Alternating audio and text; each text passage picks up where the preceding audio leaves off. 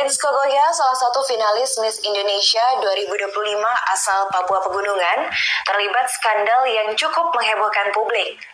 Ia dicekal dari ajang bergengsi tahunan tersebut setelah video lawas yang menampilkan dirinya mendukung Israel muncul kembali. Dalam postingan 2 tahun yang lalu itu, tampak Kogoya mengibarkan bendera Israel sembari menari dengan riang. Jelas ini merupakan bentuk diskriminasi yang nyata ya terhadap orang Papua. Ya, tapi sayangnya banyak orang Papua, terutama para elit, tidak menyadari bahwa Jakarta itu sering sekali melakukan diskriminasi terhadap mereka. Suatu pernyataan skandal terhadap pengibaran bendera Israel oleh Miss Papua menurut saya sangat berlebihan. Sangat-sangat berlebihan. Sekaligus menunjukkan bahwa ada standar ganda dari panitia atau dewan juri.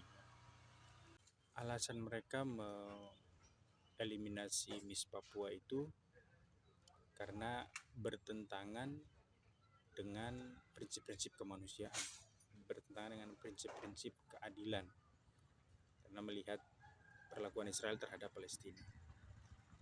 Pertanyaan saya, apakah panitia dari Miss Indonesia itu pernah menyuarakan wabah kelaparan yang merenggut nyawa orang Papua? Pernahkah panitia Miss Indonesia itu menyuarakan pembunuhan warga sipil di tanah Papua? Kan itu manusia juga yang di Papua. Atau jangan orang Papua bukan manusia gitu.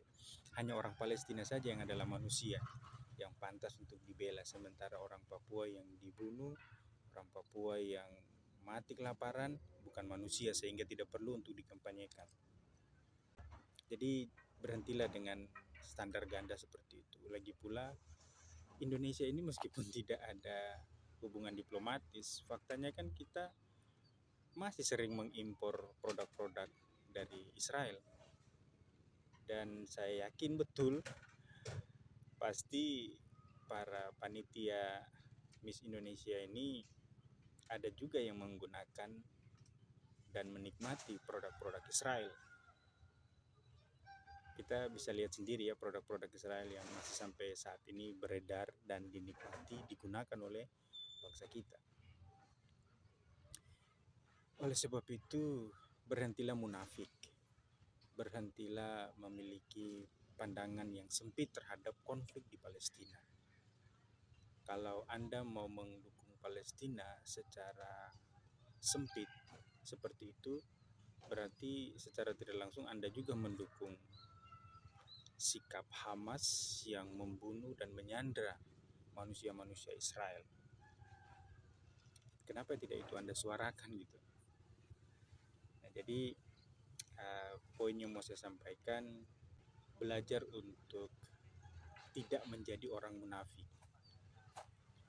tapi mencoba untuk memaknai, memahami konflik di daerah lain secara holistik. Jangan menggunakan kacamata kuda, karena nanti menunjukkan bahwa kita adalah kaum yang munafik, menolak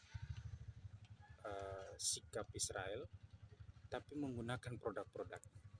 Itu kan lucu. Mau sampai kapan kita sesama anak bangsa saling membunuh harapannya, saling membunuh impiannya hanya karena perbedaan pendapat soal konflik di negara lain, bukan konflik di negara kita.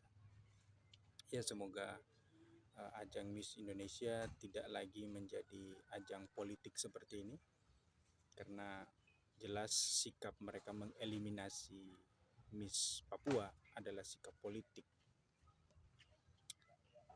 Semoga mereka bisa sadar ya.